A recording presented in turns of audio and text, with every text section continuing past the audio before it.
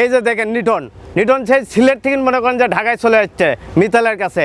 এই যে দেখেন কাঁচা মাছ খায়, তারপরে আপনি কত কি খায়। এলে আসলে কিন্তু তারা কিন্তু ভাইরাল হওয়ার জন্য এরকম কিন্তু করে।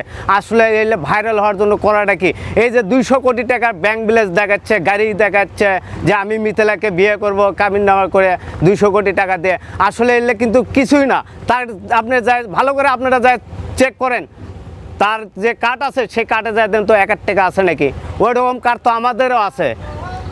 কার্ড খালি থাকলে হবে না, টাকা থাকতে হবে। তাও তো টাকা নাই। এটা তো এই বাংলাদেশে ভাইরাল হওয়ার জন্য এসেছে এই লিটন, সিলেট থেকে নিয়ে ঢাকায় এসেছে মিতালাকে বিয়ে করার জন্য। তা আসলে কিন্তু এটা সম্ভব নয়। যখন এর দেখেন রিয়ামণি যখন ম্যাচ রবির সাথে চলে গেলেন, তখন এই মিতালা কিন্তু কোথ থেকে উড়ে এসে জুড়ে বসে যে আলম ভাইয়ের জন্য পাগল হয়ে গেছে, যে আলম ভাইকে ছাড়া কিন্তু থাকতেই পারে না। কিন্তু আবার দেখেন সেই আবার যখন এই যে লিটন আইলো কাঁচা মাছ খায়, এগুলো হয় এই হ্যান ত্যান এলে করার পরে কিন্তু দেখেন আবার মিতালাকে কিন্তু বিয়ে করার জন্য মিতালা আবার কিন্তু লিটনের ছাড়া একদম বাঁচিচ্ছে না। আমি তো প্রতিদিনই ফেসবুক দেখি একবারে কারবার। তা আসলে এলে ঠিক নয়। বাংলাদেশটাকে একদম ধ্বংস করে ফেলে দিচ্ছে এই সব লোকের কারণে।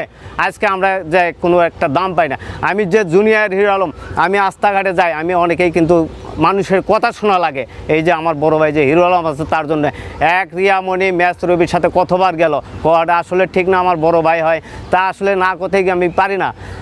ম্যাচ রবির সাথে কতবার গেল, কতবার নিল, আবার সে একটি হয়ে গেল। এখন নাকি বলে বগুড়ে থুয়ে দেবে। আসলে যে জিনিসটা কিন্তু হয়, এই জিনিসটা কিন্তু আর ছাড়া হয় না।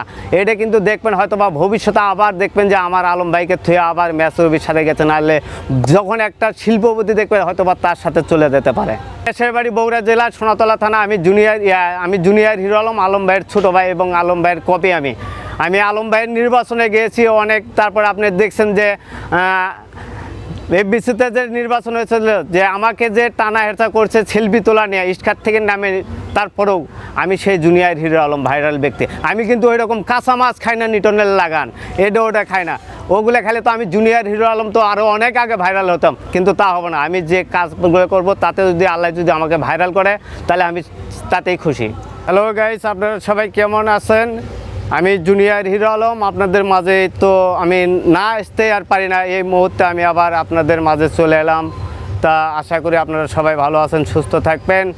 এই যে আমার বড় ভাই যে হিরো আলম আছে, রিয়ামণিরে নিয়ে, তারপরে যে মিতালাকে নিয়ে যে অবস্থা শুরু হয়ে গেছে বাংলাদেশে এখন, তাতে মনে হচ্ছে যে বাংলাদেশে যত ইউটিউবার আছে এবং ফেসবুক আছে, আপনার পেজকন, এগুলো মনে করেন যে একদম নষ্ট করে ফেলে দিচ্ছে তারা। কী কারণে যে তারা এসব করছে, যে এই যে রিয়ামণি আবার ম্যাচ রবির সাথে চলে যায়, আবার নিয়ে আসে আমার বড় ভাই হিরো আলম। তা কিন্তু আমি এগুলো দেখতে আর মানে না থাকার কারণে কিন্তু আজকে আপনাদের মাঝে আমি এই কথাগুলো তুলে ধরছি। তারপর দেখেন যে এই যে লিটন কোথাকার পানি কই জায়গায় এলো, ঢাকায় এলো, এসে আবার মিতালের সাথে জড়াজড়ি একদম এমন অবস্থা শুরু করে ফেলে দিচ্ছে যে বাংলাদেশটা তো মনে হয় যে নষ্ট হয়ে চলে গেছে। তা আশা করি আপনারা সবাই যেগুলো দেখিচ্ছেন আসলে এগুলো সত্য নয়, সবগুলো মিথ্যে। এই যে লিটন যে এসেছে ঢাকায়, যে আমার 200 কোটি টাকা দিয়ে একটা গাড়ি কিনবো, ব্যাংক ব্যালেন্স আছে, এটা আছে, আসলে কিন্তু তার কিছুই নাই। আমার তো মনে হয় যে তার বাড়ি যাওয়ার টাকাটা পর্যন্ত নাই।